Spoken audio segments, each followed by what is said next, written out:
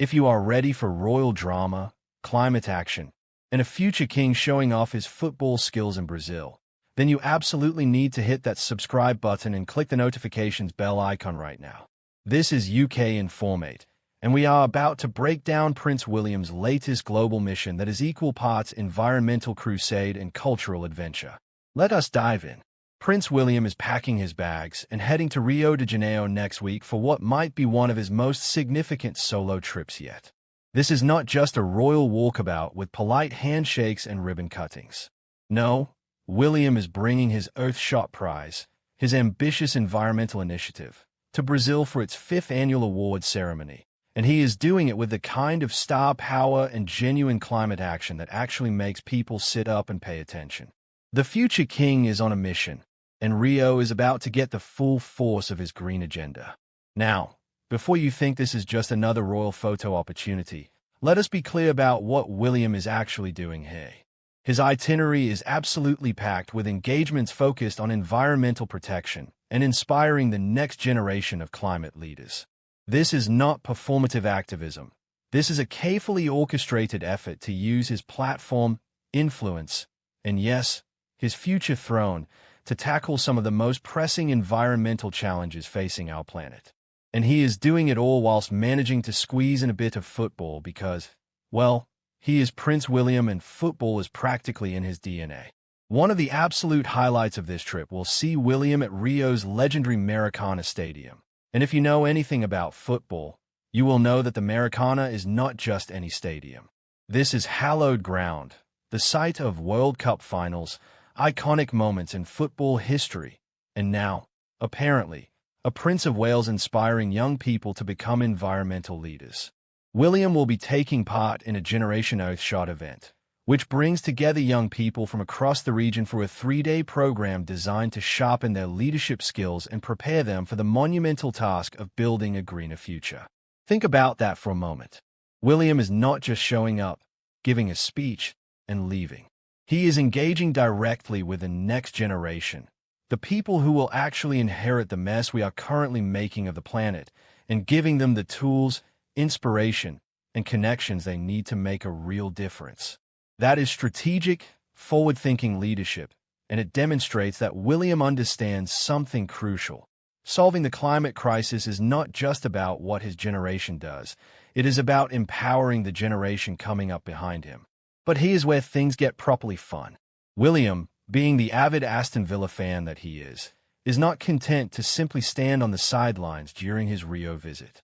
Oh no, he is lacing up his boots and joining community leaders and local youth in football initiatives that use the beautiful game to promote teamwork, opportunity, and social change.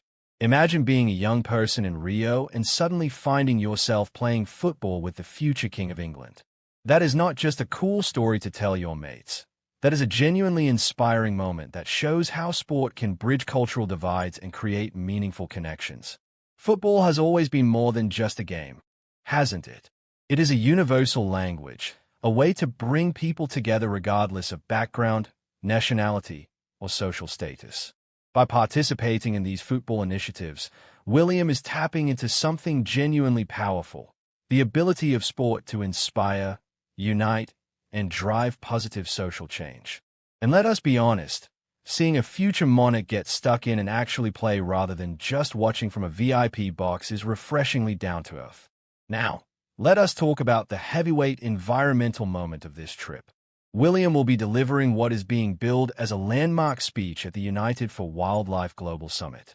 For those not familiar, United for Wildlife is an organization William himself founded back in 2013 with one very specific and urgent mission: tackling the illegal wildlife trade. This is not some abstract environmental concern.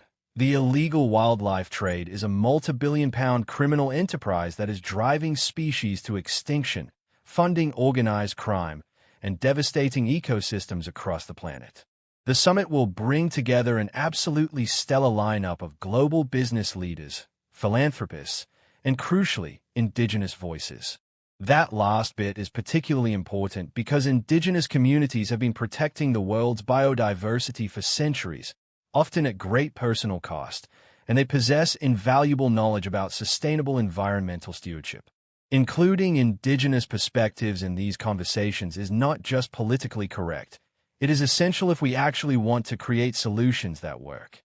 William's speech is expected to focus on strengthening the global fight against environmental crime, which is a massive undertaking.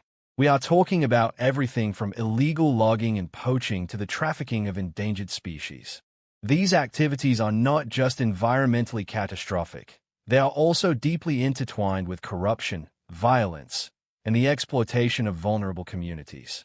By shining a spotlight on these issues and using his platform to mobilize action, William is tackling some genuinely challenging problems that desperately need high-profile advocates. Between all the meetings, summits, and stadium appearances, William will also have time to soak in Rio's absolutely vibrant culture. We are talking golden beaches, iconic landmarks like Christ the Redeemer, and the infectious energy that makes Rio one of the world's most celebrated cities. But this is not just tourism, it is strategic. By engaging with local culture and communities, William is demonstrating respect for his host country and showing that environmental action must be culturally sensitive and locally relevant. You cannot just impose solutions from outside. You have to work with communities, understand their needs and perspectives, and build partnerships that genuinely benefit everyone involved. The Earthshot Prize itself deserves a moment of appreciation here. Launched by William in 2020, it is essentially his answer to the climate crisis, an ambitious initiative that awards £1 million each to 5 projects every year that offer innovative solutions to environmental challenges. Think of it as the environmental equivalent of the Nobel Prize, but specifically focused on practical, scalable solutions that can make a real difference. The prize categories cover everything from protecting and restoring nature to cleaning our air, reviving our oceans, building a waste-free world, and fixing our climate. What makes Earthshot particularly clever is its focus on optimism and innovation rather than doom and gloom. William understands that whilst climate science can be terrifying, people respond better to hope and possibility than they do to constant apocalyptic warnings. By celebrating solutions and showcasing projects that are actually working, Earthshot creates a narrative of progress and possibility that inspires action rather than paralyzing people with fear. Thanks so much for watching. Until next time, keep it royal.